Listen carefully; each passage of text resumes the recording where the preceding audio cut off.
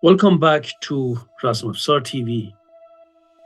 Today I'm going to talk about a very important topic as many students of mine asked me about this. And also some of other researchers and martial artists from other disciplines asked me to shed light on this topic, which is obviously for real fighters clear, people who have real martial arts experience and who are researchers, it's clear. And I'm going to make this to just make sure that some false information and wrong information is not spread. I mean, I don't worry about that because as a researcher, I know that doing research, you need to be qualified to do that and you need to have an academic background to do so. But in order to read Persian texts, in order to be able to contribute to this field, and as far as the physical activities are concerned, you also need to have a real martial arts background to be able to move correctly and to make this experimentation, meaning to have the power to move in armor and also to have the right stances. So the question is raising the shamshir above the helmet and cutting from all sides. Yes, you should raise your shamshir above the helmet, or even if you don't have a helmet, mostly they had. I'm going to show it to you and you can cut, yes, from all sides.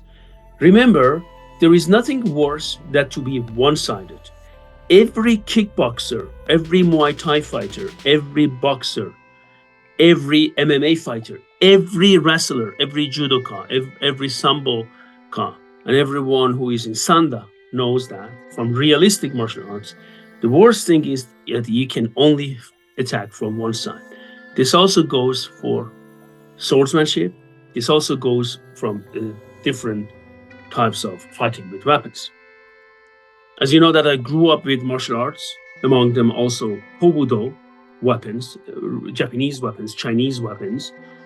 And then later on through my research, I came to also to do little research. And it has been now over 25 years in Persian martial arts research. So, and I can talk about my experience. Now, what we are going to talk about is two books of mine. I would really like to recommend them. All that I'm going to present, are based on Lexicon of Arms and Armor from Iran, a study of symbols and terminology, which won the book prize of Iranian studies in 2012, and Persian archery and swordsmanship, historical martial arts of Iran. Both of them are now on sale, so you can buy them at a discount on my webshop, our bookshop. I'm going to put the link here in the description of this video. Let us start with my lexicon. We have clearly some statements which clearly state that you need to, first of all, cut from all sides. One of them is from Samak Ayyar. To move the sword in four directions, in Persian shamshir ra be char taraf harakat dadan, which was a technique in swordsmanship where the sword is moved or the shamshir is moved in front of the body by using a figure 8 or above the head in a full circle of 360 degrees before hitting the opponent on his head. Again, two above the head in a circle of 360 degrees, so far that you shouldn't raise your shamshir above your head.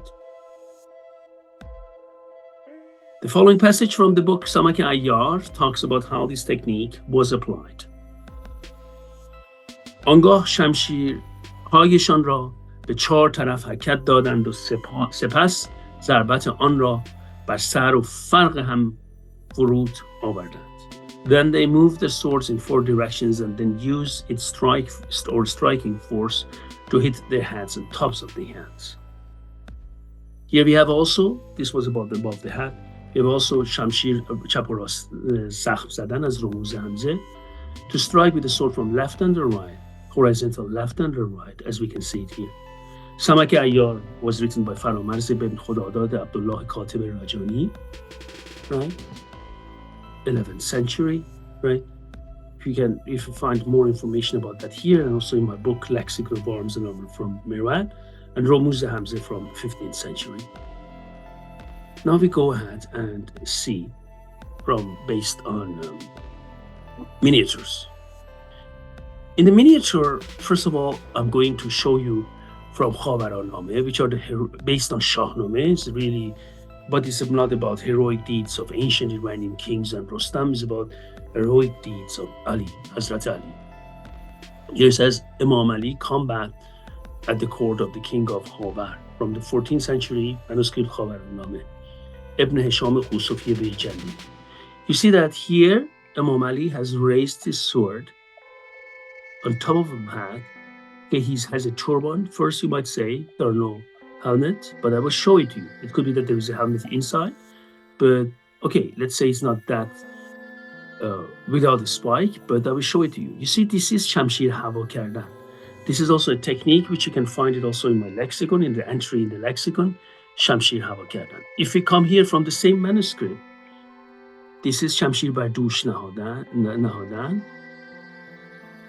From the miniature, the Holy Prophet performs a miracle from the 14th century manuscript Khabaraname. You see that? Here, there is a spike. You see that? A helmet and a spike. Look how the technique Shamshir Hava Kardan is applied here. Imam Ali looks over the battlefield from the 14th century. This is in a boat. This gentleman in a boat. He's shooting, and look at the technique. So he has a spike. Here you see again from the miniature Imam Ali fights the blacks in this title. My apologies for not being politically correct, but that's the direct translation. So it is above his head. You see that? Raised above his head. Here you see they have spikes in their helmets. Look, again, Shamshir Hava Kardan. This is a high guard, but look at the angle of the high guard. This is Imam Ali's army engages the enemy. Here again, you see this Shamshir Hava Kardan. This is one of the guards. One of the high guards is with the tip threatening the opponents. One of them high guard is with the tip, with the edge of the sword threatening the opponent. You see that both are above the head clearly. This is from a Timurid period, 15th century, from miniature, and it's from Golestan Palace Museum, right? And you see that this is here, and he raises his sword. If you come here from Safavid period, manuscript Alamarai Shah Ismail. Okay, this is one of the techniques where they have a guard, is a reverse guard. Okay, it's not exactly above the head, but I just wanted to show the reverse guard. Here is very important from Shahnameh, from also very good. Shamshir ra alam sakhtan. And then Shamshir bar sar zadan. Shamshir ra alam sakhtan, to make a standard. Look, the standards they carry in during the mornings for Imam Hussein. Please take a look at that. All of them have helmet with a spike. Look, Shamshir alam sakhtan or hava kardan. Then it comes to Shamshir bar farq zadan. Look how high the Shamshir goes. The reason I mentioned it in the beginning of this video, many people don't do real test cutting on tatami umote. They don't know how to get the momentum from the Shamshir. That's why they come to these wrong interpretation. A clear sparring also would show how wrong they are for a cutting test. Look at this spike. Looks like a turban helmet without a face mask, but look how close to the spike his Shamshir is from Shahnameh. You see that? Shamshir Hava Kardan, one of the high guards. And then even look at this here. Again, we are having the same procedure. Look how close to the spike. He's even on the other side of the spike, he's swinging it. When we go further and we come to the Afsharid period, like Tarikh Jahangoshahi Nadiri, this is praised for its very realistic paintings. Look, Shamshir Hava Kardan again. Look above the hat, and they have both helmets. I come back here. They have both helmets. Look, this is this one, Shamshir Hava Kardan. This guy as well. But look at these Persian forces, Iranian forces. Look. I come here, look at this, Shamshir Hava Kardan, also spike, heavy helmet. Look at this. Above the head, clearly above the head. Even when we go later to the Shahnameh Negaristan from the Qajar period, you see that? I mean, high guard, it's the tip of the Shamshir threatening. Again, you see that, the same procedure. Look at this. This is from here. Look. And if I come here, the same high guard. Look at this. This is from Miniature, the third combat between Khosrow and Bahram and the defeat of Bahram. So you see clear evidence. I just mentioned some of them from my book, Persian Archery and Swordsmanship, or textual evidence of lexicon of arms and armor from Iran. Admittedly, if you want to read the sources in lexicon of arms and armor from Iran, it is easier when you know Persian. So some people who don't know Persian possibly get lost there. So this is also important to take this into consideration. Now we'll move and show you how I do these techniques. And I raise my shamshir with a heavy helmet, and I also do it with a light helmet. And you see that it doesn't matter what helmet I have on my head. If you have the right technique, you should raise your shamshir above your head to get momentum. If you use shamshir to cut, like bushi or some so-called samurais did to cut, shamshir is a fighting weapon. It's not for dwelling. We don't do any type of these movements like moulinet, whatever you want to call them. We use them to get momentum to cut, like in a full contact fight. Again, we are not here in the game of tags. Let me just show you some videos, and there you will understand my point of view. So, as you can see it here, I am using shamshir, and I have a heavy helmet, turban helmet, with a spike. Key is, if you want to use it, you should raise the sword as well, but you need to make sure that you do guards correctly, especially once this spike. Actually, you see that how I raise it and I bring it right here. You see, again, as you have seen in the miniatures. Of course, the shamshir most of the time needs to be in front, because once I've seen people who cannot keep the guard. Just because you cannot do a technique because you lack power or you lack some nervous reactions doesn't mean that these techniques cannot be done.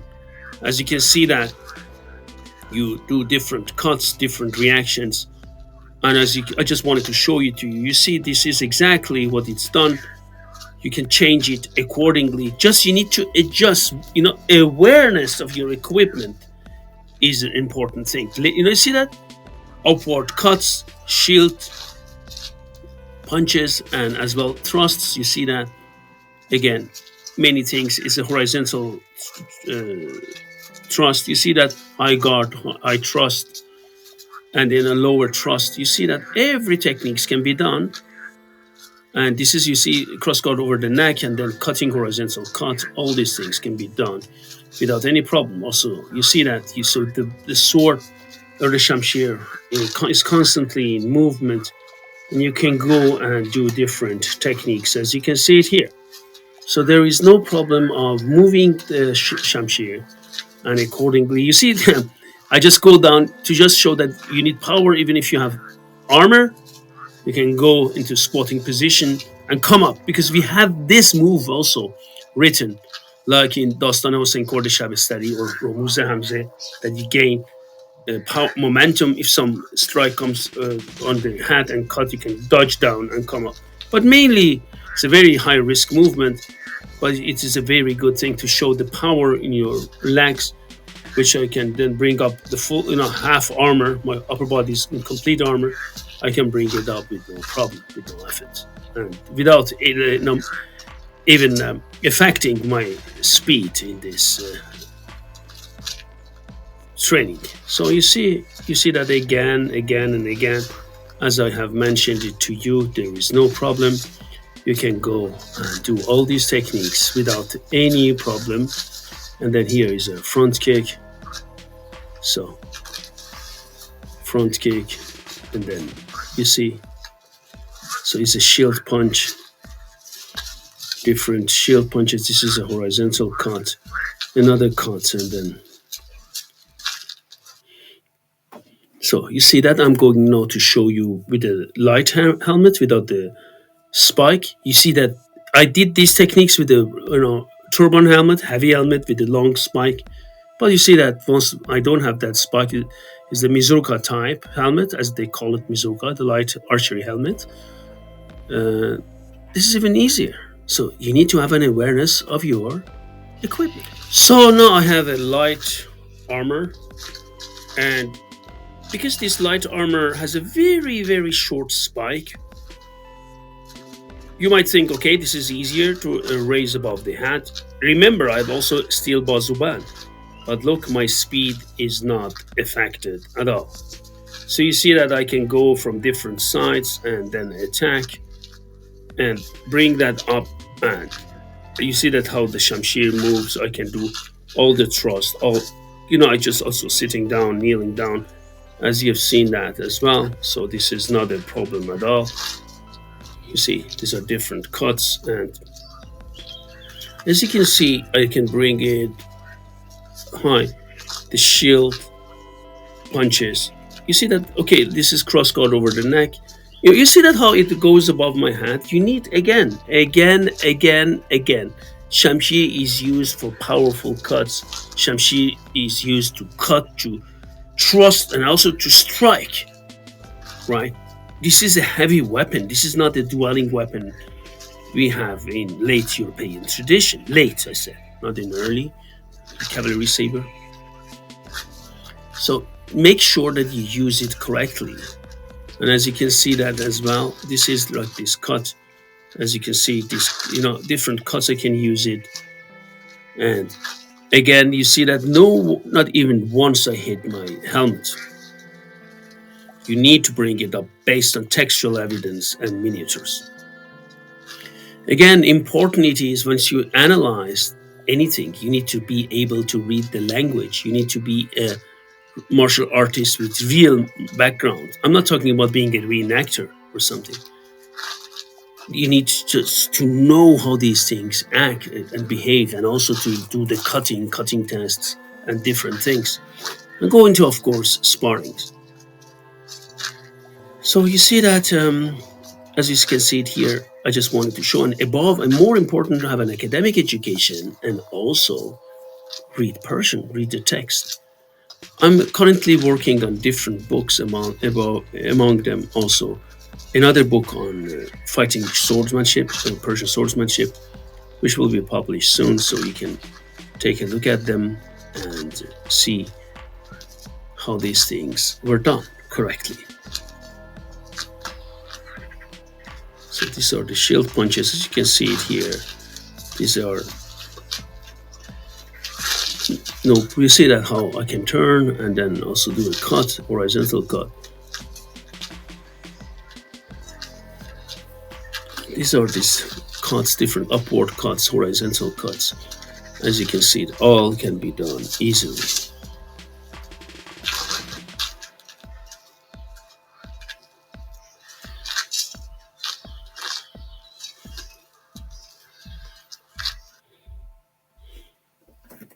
So I would like to thank you again for coming to my channel and for asking me about raising the shamshir above your head. I just show it again, this miniature to you, how they're using it. Again, you can buy my book, Persian Archery and Swordsmanship. It is on discount until the end of this month. So please ask any questions you have, and I'm going to, as you see, I've seen that our YouTube channel is growing massively. Thank you very much for all your support, and we are going we are opening new chapters in different countries, and also after a necessary reorganization which I have done, we are going to massively expand internationally, and I have very good news on that which I will announce soon. Have a nice day, and thank you very much.